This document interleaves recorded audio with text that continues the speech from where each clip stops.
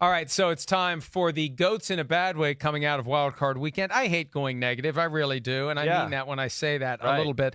All right, let's start going for you. positive now that we only have 4 games, because it's hard to go negative, too, here, okay? All right. If you get it right, you get the first pick. Tua Tagovailoa announced that he will skip his senior season at Alabama and enter the NFL draft this year. When he does get picked, he'll be the only left-handed quarterback in the NFL.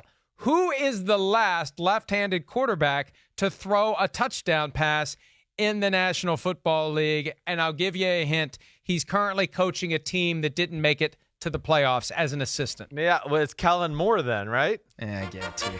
That was too nice.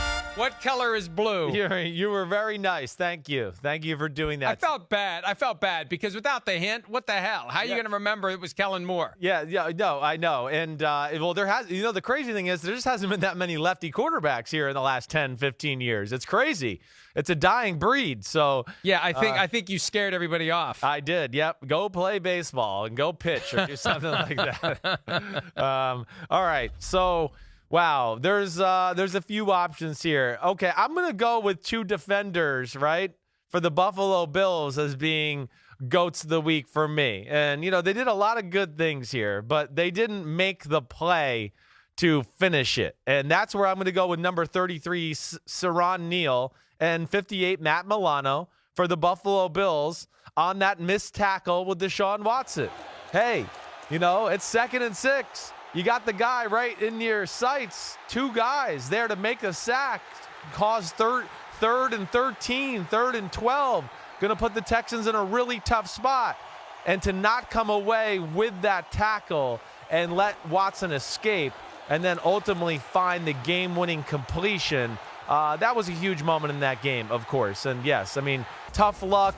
Lucky, great player, whatever it may be. I know that Neal and Milano would both agree they should have made that tackle. It didn't happen, and that's why they'll be at home watching Deshaun Watson this weekend. Yeah, a lot of potential GOATs you could point to from the Bills side in that game, whether it's Coach Sean McDermott, whether it's players. You could throw Josh Allen in there for what he did in the second half. But I'm going to stay with that game, and I'm not going to pick on anyone from the Buffalo Bills. I've been waiting to vent about this on the show. We didn't have a chance yesterday to get to it. We will probably have airing of grievances tomorrow, but who knows whether I'll remember by then.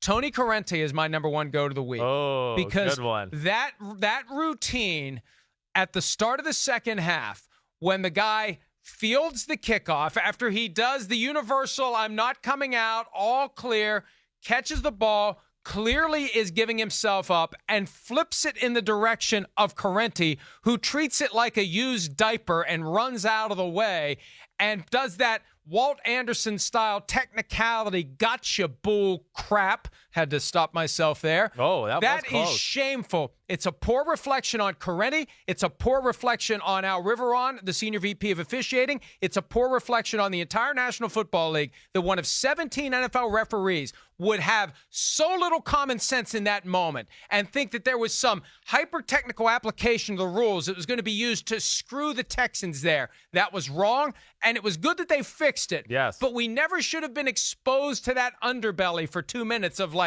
are you serious that they're actually considering calling this a touchdown? And even then, he was wrong to call it a touchdown. It was an illegal forward pass and a safety. That's what it was, not a touchdown. But even then, it was a touchback. The play was over. And here's where common sense also goes haywire here. All the guy had to do was let the ball hit the ground, and it's automatically a touchback. Yeah. There's no reason to even catch it in the end zone. Right. And maybe that's the lesson. In the event that you've got some referee that just has a misfire in his brain, why are you even fielding that kick? Just let it hit the ground. Yeah, I agree. That was a really odd moment right there. And I would imagine you'd see those same mechanics at least once a game in every game throughout the year in the NFL.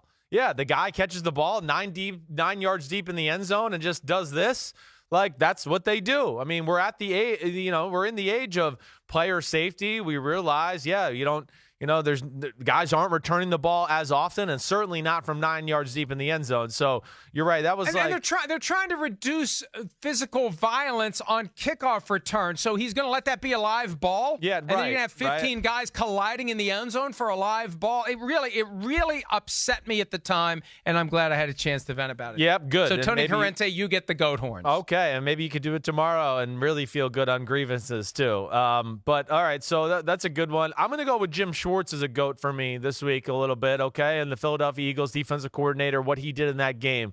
You heard me all last week and on the pregame show Sunday on Football Night in America about don't protect the corners in Philadelphia, especially in this recent game against the Seattle Seahawks. The Seattle Seahawks, no starting right guard in Ayupati, no starting left tackle in Dwayne Brown. The two running backs that play for them, not there. Rashad Penny, Chris Carson. There's issues in the run game. Seattle's not running the ball. You got a great defensive front in Philadelphia. The running backs in that game, just so I can get this right too, have 17 carries for 19 yards. But there we were in the third quarter and late in the second quarter with 9 guys at the line of scrimmage, Philadelphia, like they were playing like Walter Payton back in the early 80s or something. No, they can't run the ball. Protect your corners. Get the safeties deep. What are we doing? Why are you giving the Seahawks their only hope to move the ball, which is Russell Wilson taking deep shots down the field to the freaky DK Metcalf? It's like he was literally going like, here you guys go. Here, I'll give you a completion. You ready? You want it? You think you can hit it? Oh, yeah, well, I can hit it. I'm Russell Wilson. I make $35 million a year. Of course, yes, I can hit it. And DK Metcalf's like a first-round pick who somehow was the last pick of the second round. So that one, I just don't understand. To me, you didn't like these two plays are the perfect example. It's 3rd and 10. You got a chance to get the ball back. Why are you doing an all-out blitz and leaving it to, I could throw it up to DK Metcalf? Well, I don't understand the thought process there. So that frustrated me, and that's why he's a GOAT for me this week. The good news is he has an interview with the Browns to be their head coach too. So maybe Jimmy Haslam wasn't watching that game. All right. I'm going to go with and we're gonna finish the draft after this pick. We'll do it in the final segment because we've kind of elaborated a little too much on these picks. Yeah. But I'm going to go with Bill Belichick, the greatest of all time as a head coach, gets the goat horns. Here's why. That whole clock management, that loophole that he, for whatever reason, told the world about in the Jets game when they were up 30-0 or something like that, and they burned a lot of extra time off the clock with intentional penalties and whatnot.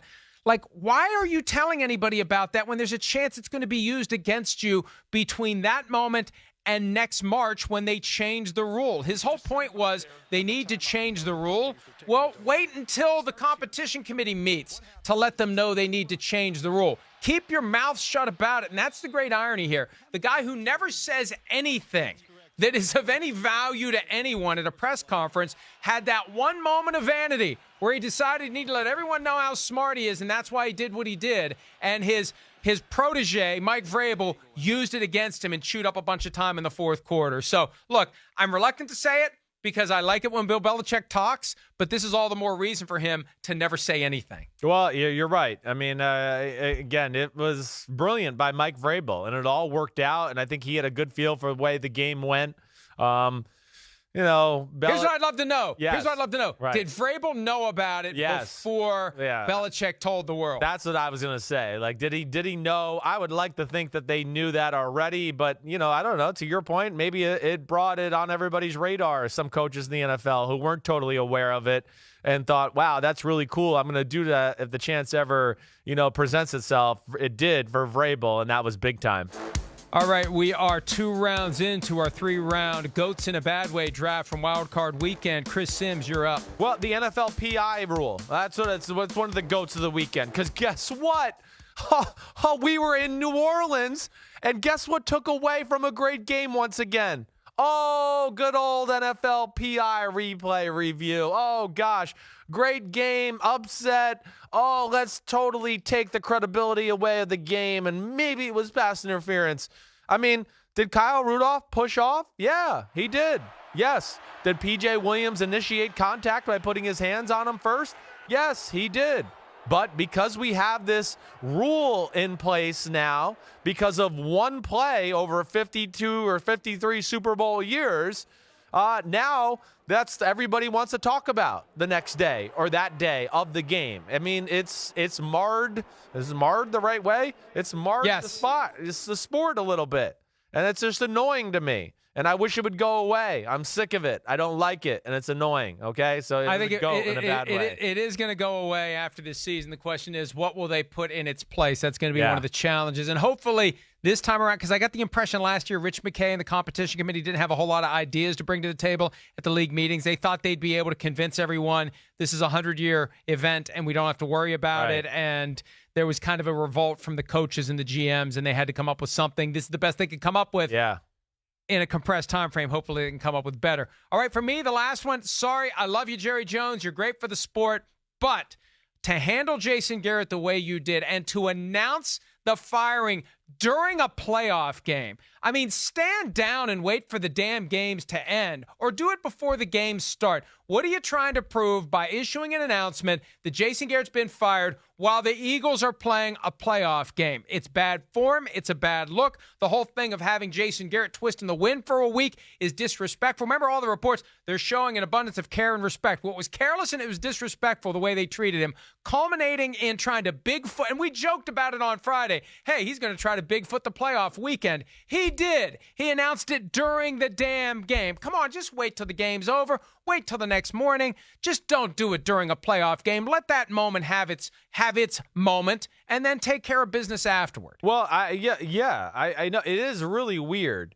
Now, but do you think he did it with like that kind of intention, or did it more of like he was trying to do a respectful thing to Jason Garrett by kind of how's it respectful? I know. I mean, I don't. I guess because it's not a standalone thing to where it becomes the only thing we talk about during a day. It's like he tried to take the burden off of Jason Garrett a little bit by announcing the playoff game. So either way, do it I get Saturday what your point night. Don't is. do it during a game. Yeah, Don't do it during a game. And do it during a game involving one of your arch rivals, the team that took the playoff spot that you thought you had. It just comes off as petty if it was deliberate, tone deaf if it wasn't, and. But look, here we are. We're talking about the Cowboys again. So Jerry Jones wins. We find ways to talk about America's team. Hi, I'm Mike Tirico, and thanks for watching. Make sure to hit subscribe for the latest news and highlights from NBC Sports.